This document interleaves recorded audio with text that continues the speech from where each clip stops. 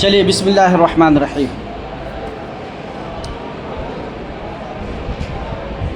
پہلی فصل چل رہی ہے، کبھی فصل پہلی فصل میں انہوں نے سند کا معنی بتا دیا، پھر سند کے اعتبار سے سقوط اور انقطاع کے اعتبار سے جو تقسیمات تھی انہوں نے بتا دی ہے، ٹھیک ہے۔ حدیث متصل کسے کہتے ہیں، منقطع کسے کہتے ہیں، معلق کسے کہتے ہیں، نہیں، یہ سب چیزیں بتا دی۔ اب چلیے، وَقَدْ يُفَرِّقُ فِيهَا بِأَنَّ مَا ذَكَرَ بِصِيغَةِ الْجَزْمِ وَالْمَعْلُومِ۔ اب یہاں سے کہنا یہ چاہ رہے ہیں کہ دیکھیے، کبھی کبھی جو انہوں نے بتا دیا پیچھے کہ کبھی ایسا ہوگا کہ کبھی پوری سند کو حذف کر دیں گے، سند بولے کہ راویوں کے اسما کو حذف کر دیں گے، کبھی اول سند سے، کبھی آخر سند سے، کبھی بیچ کے سند سے، ٹھیک ہے۔ تو وہ سب کیا ہے؟ معلق، حدیث معلق کہلاتی ہے۔ یہ تعلیقات جو امام بخاری نے اپنی کتاب میں ذکر کی ہے نہیں، تو کبھی ایسا ہوگا کہ یہ صحیح ہے، متصل السند ہے، تو وہاں پر وہ صیغہ معروف سے کا استعمال کریں گے، صیغہ معروف کا استعمال کریں گے، صیغہ جزم یقین کا استعمال کریں گے، یعنی وہ سارے صیغے کا استعمال کریں گے جس سے جزم و یقین کا اذعان ہوتا ہے۔ جیسے مثال کے طور پر وہ سیدھے کہہ دے قال رسول اللہ، ٹھیک ہے، یا وہ سیدھے کہہ دے قال سعید بن المسیب، ٹھیک ہے، چونکہ حدیث تو سب پہ بولا جاتا ہے نا۔ پھر وہ کہہ دے مان لیجئے قال عطا ابن یسار، یا کہہ دے ذکر، لفظ ذکر سے، یا پھر یقولو سے، کس سے؟ یقولو سے۔ تو قال یقولو ذکر، اس طرح کا پہلے معروف کا جو صیغہ ہوگا اس سے اگر یہ کوئی حدیث لائیں گے تو وہ کیا ہو جائیں گے؟ مسانید کی طرح ہو جائیں گے۔ کس کی طرح؟ مسند کی طرح ہوں گے۔ کس کی طرح؟ مسند کی طرح، یعنی حدیث مرفوع متصل ہو جائے گا۔ لیکن کہیں کہیں یہ ذکر کریں گے قیلہ سے، یقالو سے، ذکرہ سے، نہیں سمجھے؟ یہ فعل مجہول ہے، کیا ہے؟ فعل مجہول کا صیغہ ہے، کیا ہے؟ فعل مجہول کا صیغہ۔ اس سے اگر استعمال کرے اس کو، یہ ذکر کریں گے صیغہ تمریز، کیا کہیں گے؟ یہ صیغہ تمریز، مرض والا، مجہول جو ہوتا ہے مرض والا ہوتا ہے نا۔ قیلہ کہا گیا ہے، ٹھیک ہے، اب کہنے والا کون ہے معلوم؟ ذکرہ ذکر کیا گیا ہے، ذکر کرنے والا کون ہے معلوم؟ یقالو کہا جاتا ہے، نہیں سمجھے؟ اس کے بارے میں بتایا قد یفرق فیہا، کہ مسند اور معلق کے درمیان، دیکھیے گا مسند، فیہا سے مراد کیا ہے؟ مسند اور معلق کے درمیان کبھی کبھی فرق کرتے ہیں، کون؟ بِأَنَّ، یعنی امام بخاری، بِأَنَّ مَا ذَكَرَ بِصِيغَةِ الْجَزْمِ وَالْمَعْلُومِ، جزم و معلوم کے صیغے کو ذکر کر کے، کسے؟ صیغہ معروف کو ذکر کر کے یہ مسند اور ساتھ میں معلق کے درمیان فرق کریں گے یہ، ٹھیک ہے۔ کا قول ہی قال فلان، جیسے کہ ان کا قول، یعنی امام بخاری کا قول ہے قال فلان، ٹھیک ہے، کہ فلاں نے کہا، یہ صیغہ معروف ہے نا، قال۔ اسی طرح او ذکر فلان، فلاں نے ذکر کیا، فلاں جو ہوگا وہ نام ہوگا وہاں، ٹھیک ہے نا۔ تو فلاں نے ذکر کیا اور فلاں نے کہا، تو ظاہر سی بات ہے وہاں پر کیا ہے؟ صیغہ معروف ہے، اور صیغہ معروف جزم و یقین پر دلالت کرتا ہے کہ نہیں کرتا؟ کرتا ہے، ٹھیک ہے۔ دل علی ثبوت اسنادہ عندہ، یہ صیغہ معروف یہ دلالت کریں گے ان کے اسناد کے ثبوت پر، عندہ امام بخاری کے نزدیک، عندہ فہو صحیح قطعا، تو وہ قطعی طور سے کیا ہوں گے؟ صحیح الاسناد ہوں گے، کیا ہوں گے؟ صحیح الاسناد، ٹھیک ہے نا۔ اب دوسری چیز جو ہم نے بتایا تھا صیغہ تمریز مجہول، وما ذکرہ بصیغۃ التمریز والمجہول کا قیلہ ویقال وذکر ففی صحتہ عندہ کلام، ٹھیک ہے۔ اور وہ جو امام بخاری ذکر کریں گے صیغہ تمریز یا صیغہ مجہول سے، جیسے مثال کے طور پر قیلہ کہہ دیں، یقالو کہہ دیں، ذکرہ کہہ دیں، ٹھیک ہے، تو ان کے نزدیک، یعنی امام بخاری کے نزدیک اس کی صحت پر کلام ہوگا، یعنی ان کے نزدیک صحت میں گفتگو ہوگی کہ یہ صحیح ہے کہ صحیح نہیں ہے۔ وَلَكِنَّهُ لَمَا أَوْرَدَهُ فِي هَذَا الْكِتَابِ كَانَ لَهُ أَصْلٌ ثَابِتٌ، لیکن معاملہ اب امام بخاری کی کتاب اور دیگر کتابوں کا الگ ہے تھوڑا، کہ جو امام بخاری انہوں نے جمع کی ہے حدیثیں بخاری شریف میں، آپ خود دعویٰ کرتے ہیں کہ یہ ساری کی ساری صحیح الاسناد ہیں، صحیح ہیں، ٹھیک ہے، صحیح کے علاوہ ہم نے جمع نہیں کی ہے۔ اب یہ تعلیقات لے کر کے آئے ہیں تو کچھ نہ کچھ تو فرق دیگر کتابوں سے ہوگا، دیگر کتابوں میں جو حدیثیں ہیں اس سے فرق ہوگا۔ تو کہا کیا ہے فرق؟ لَكِنَّهُ لَمَّا أَوْرَدَهُ، لیکن جب امام بخاری نے اس حدیث کو ذکر کیا ہے فی هذا الکتاب، اس کتاب میں، کان لہ اصل ثابت، تو اس کی اصل ضرور مضبوط ہوگی، ثابت ہوگی۔ وَلِهَذَا قَالُوا، اسی لیے ائمہ محدثین بعد کے لوگوں نے فرمایا ہے تعلیقات البخاری متصلۃ صحیحۃ، کہ امام بخاری کی تعلیقات کیا ہے؟ متصل بھی ہیں اور صحیح بھی ہے، متصل بھی ہے، یعنی سب نے کہا ہے جمع ہو کر کہ امام بخاری جو بھی حدیث لاتے ہیں وہ حدیث صحیح الاسناد ہیں، اس لیے ان کی جو تعلیقات ہیں یہ تعلیقات بغیر شرط کے مقبول ہیں، بغیر شرط کے مقبول ہیں۔ وَإِنْ كَانَ السُّقُوطُ مِنْ آخِرِ السَّنَدِ فَإِنْ كَانَ بَعْدَ التَّابِعِ فَالْحَدِيثُ مُرْسَلٌ۔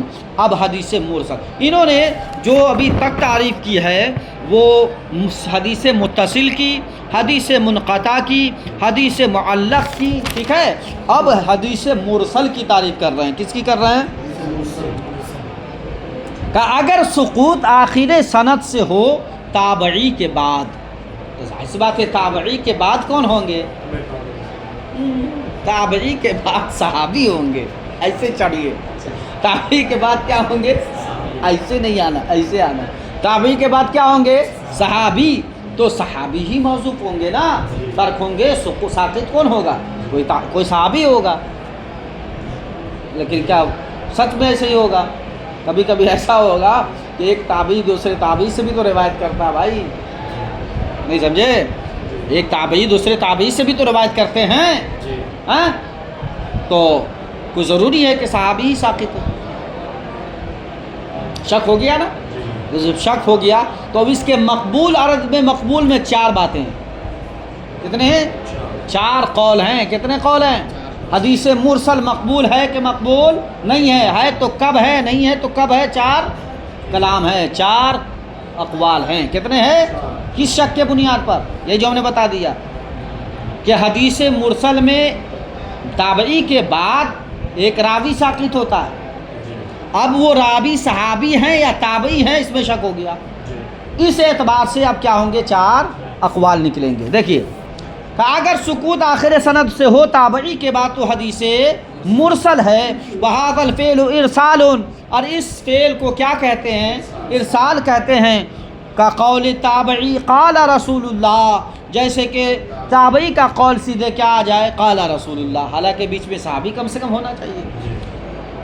وقد يجيء عند المحدثین المرسل والمنقطع بمعنى، اور کہا کہ کبھی کبھی محدثین کے نزدیک مرسل اور منقطع دونوں ایک ہی معنی میں ہوتا ہے۔ کس کے معنی میں ہوتا ہے؟ اب منقطع کی تعریف آپ پیچھے پڑھ چکے ہیں نا، منقطع وہ ہے کہ جس کا ایک یا اکثر راوی کیا ہو؟ ساقط ہو جائے، اسے منقطع بولتے ہیں۔ تو اب مرسل میں بھی کیا ہے؟ ایک راوی ہے ساقط مرسل میں نا، اور اس میں تعریف میں عام ہے، ایک ہو یا زیادہ ہو، تو دونوں کو ایک ہی بول دیتے ہیں، ٹھیک ہے؟ حدیث منقطع ہو یا حدیث مرسل ہو، ایک ہی معنی میں۔ کون سا معنی ہے کہ یہ حدیث کیا ہے؟ ایک ہی ہے، مرسل ہے چاہے منقطع۔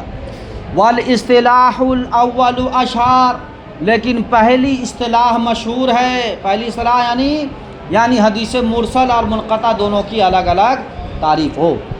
وحکم المرسل، ابھی ہم نے بتایا تھا نا کہ چونکہ شک ہو گیا تو شک کے بنیاد پر 4 قول نکلے، کتنے؟ 4 قول۔ پہلا قول ہے وحکم المرسل التوقف عند جمہور العلماء، کہ مرسل کا حکم توقف ہے، پہلا قول توقف، پہلا قول کیا ہے؟ توقف، کف لسان، کیا کرنا؟ زبان خاموش کر لینا بھیا کہ یہ مرسل ہے، اب یہ مرسل جو ہے اس سے حکم صادر ہوگا کہ نہیں ہوگا، خاموشی۔ کیوں؟ اس لیے کہ تابعی ہیں اور اس کے بعد کیا ہے؟ ایک راوی حذف ہے، ساقط ہے، ٹھیک ہے؟ تو کس کے نزدیک؟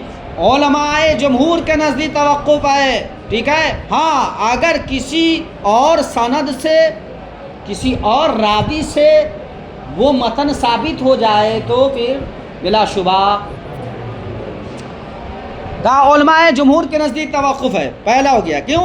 دلیل ہے لأنه لا يدري ان الساقط ثقۃ او لا، اس لیے کہ نہیں معلوم کہ جو ساقط ہو رہا ہے راوی وہ ثقہ ہے کہ ثقہ نہیں۔ اب آپ کہیے گا باپ رے باپ، تابعی کے بعد تو صحابی ہوتے ہیں اور صحابی سب ثقہ ہیں، صحابی کیا ہیں؟ سب ثقہ ہیں۔ تو پھر وہی جواب دینے والا جواب دے دے گا کہ آپ کو کیسے معلوم کہ تابعی کے بعد صحابی حذف ہیں؟ ہو سکتا ہے صحابی کے بعد تابعی حذف ہیں اور سارے تابعی ثقہ، ٹھیک ہے؟ لأن التابعی قد یرو، ٹھیک ہے، قد یروی کر لیجئے، قد یروی عن التابعی، وہی جواب دے دیا جو میں اعتراض کیا تھا اسی کا، اس لیے کہ تابعی کبھی کبھار کس سے روایت کرتے ہیں؟ تابعی سے روایت کرتے ہیں۔ وفی التابعین ثقات وغیر ثقات، اور تابعین کے دو جماعت ہیں، ایک ثقہ بھی ہیں اور غیر ثقہ بھی ہیں۔ دوسرا قول ہے، پہلا قول توقف ہے جمہور علماء محدثین کے نزدیک، ٹھیک ہے؟ اور دوسرا قول وعند ابی حنیفہ ومالک المرسل مقبول مطلقا، ٹھیک ہے؟ امام ابو حنیفہ، امام مالک دار الہجرہ، صاحب دار الہجرہ، عاشق رسول، عالم مدینہ، فقیہ مدینہ، امام مالک کے نزدیک کیا ہے؟ مرسل مطلقاً مقبول ہے، مطلقاً مقبول ہے۔ کن کے نزدیک؟ امام اعظم جو ہمارے نزدیک ہے اور امام مالک ہے، مطلقاً مقبول، ٹھیک ہے؟ کیوں؟ وہ اب جواب دیتے ہیں۔ وَهُمْ يَقُولُونَ، یہ دونوں فرماتے ہیں، چونکہ دلیل دینا پڑے گا نا، وہ تو دعویٰ ہے کہ میرے نزدیک مقبول ہے، تو ہر دعوے کی دلیل چاہیے، تو دلیل کیا ہے؟ کہیے لأن انما ارسلہ لکمال الوثوق والاعتماد، کہا سنو تابعی نے، ٹھیک ہے، جو ارسال کیا ہے یعنی ایک کو حذف کر دیا ہے، کہا یہ کمال وثوق و اعتماد کے بنیاد پر، کیوں کہ ان تابعی کے نزدیک جس کو حذف وہ کر رہے ہیں وہ بندہ بڑا مضبوط ہے، کیا ہے؟ بڑا باوثوق ہے، پر اعتماد ہے، مستند ہے، معتمد ہے، نہیں سمجھے؟ تو اسی کمال وثوق کی بنیاد پر وہ حذف کر رہے ہیں کہ یہ ایسا بندہ ہے کہ جس کا نام ذکر نہ بھی کرو تب بھی کیا ہے؟ کوئی قباحت نہیں ہے۔ تو امام ابو حنیفہ کے نزدیک اور امام مالک کے نزدیک کیا ہے؟ مطلقاً مقبول، ٹھیک ہے؟ لأن الکلام فی الثقۃ، اس لیے کہ سب لوگ جانتے ہیں کہ کلام ثقات میں ہوتا ہے، کس میں ہوتا ہے؟ وَلَوْ لَمْ يَكُنْ عِنْدَهُ صَحِيحًا لَمْ يُرْسِلْهُ وَلَمْ يَقُلْ قَالَ رسول اللہ، کہ اگر اس تابعی کے نزدیک وہ حذف ہونے والا راوی، ساقط ہونے والا راوی صحیح نہ ہوتا تو وہ ارسال ہی نہیں کرتے اور یہ نہیں کہتے سیدھے قال رسول اللہ۔ نہیں سمجھ میں بات آئی؟ یعنی امام اعظم اور امام مالک فرماتے ہیں کہ سنو جی، حذف جس کو کیا ہے نا، حذف کرنے والا یعنی تابعی جس کو حذف ہوا، خواہ تابعی ہو یا صحابی ہو، وہ اتنا مضبوط ہے، اتنا مضبوط ہے کہ اگر اس کا نام نہ بھی ذکر کیا جائے تب بھی حضور کی وہ حدیث ثابت ہے، تب بھی حضور کی حدیث وہ ثابت شدہ ہے، اتنی مضبوط حضور کی حدیث ہے۔ کہا کیوں؟ کہا اس لیے کہ وہ اتنے بڑے عالم تابعی ہیں، وہ نہیں جانتے ہیں کہ ثقات غیر ثقات میں کلام ہوتا ہے، تو اگر کوئی غیر ثقہ ہوتا تو وہ ذکر کر دیتے، اس کا مطلب وہ ثقہ تھے تو ذکر نہیں کیا۔ بات ہے سمجھنا؟ وعند الشافعی، تیسرا قول ہے وعند الشافعی ان اعتوا بوجہ آخر مرسل او مسند وان کان ضعیفا قبلا، کہا امام شافعی کے نزدیک اگر کسی دوسرے مرسل سے یا مسند سے مضبوط ہو جائے وہ حدیث مرسل، کیا ہے؟ حدیث مرسل جو ہے کسی دوسری مرسل سے یا دوسری مسند سے کیا ہو جائے، مضبوط ہو جائے، یعنی یہ سہارا مل جائے کہ جو متن اس میں ہے وہی متن، اگرچہ راوی کا اختلاف ہو جائے لیکن متن ثابت ہو، مفہوم ثابت ہو، کہا کسی وجہ سے خواہ مرسل ہو یا مسند ہو، اگرچہ ضعیف ہو، وَإِنْ كَانَ ضَعِيفًا، اگرچہ ضعیف ہی روایت کیوں نہ آ جائے، اگر وہ مرسل کو سہارا دینے والی روایت ہو تو قبلا، کیا کیا جائے گا، مقبول کر لیا جائے گا، کیا کیا جائے گا، قبول کر لیا جائے گا، ٹھیک ہے، کن کا قول ہے، وَأَنْ أَحْمَدَ، وَأَنْ، ہاں غیر منصرف ہے نا احمد، ہاں، وَأَنْ أَحْمَدَ، اور حضرت امام احمد بن حنبل کے نزدیک قولان، دو قول ہیں، پہلا قول کون والا، امام اعظم والا، اور دوسرا قول کون والا، امام شافعی والا، ہے نہیں، چونکہ یہ دونوں کے شاگرد ہیں تو یہ کبھی کبھی بیچے میں رہ جاتا ہے، کنسپٹ کلیئر، حالانکہ بہت بڑے امام ہیں یہ، ہاں بہت بڑے امام، ان کی جوتیوں پہ جو دھول لگے ہیں ان کے برابر بھی ہم لوگ نہیں ہو سکتے۔ وَهَذَا كُلُّهُ إِذَا عُلِمَ أَنَّ عَادَةَ ذَلِكَ التَّابِعِي أَنْ لَا يُرْسِلَ إِلَّا عَنِ الثِّقَاتِ، کہا بھیا سنیے، یہ بات ان تابعی کے بارے میں ہے کہ جو ثقات سے ہی ارسال کرتے ہیں، ان کے بارے میں کلام ہے، اور جن کے بارے میں معلوم ہو جائے کہ یہ ثقہ غیر ثقہ سب کو کیا کر دیتے ہیں، حذف کر دیتے ہیں، ساکت کر دیتے ہیں، اس سے ارسال کر دیتے ہیں، تو ان کی مقبول نہیں۔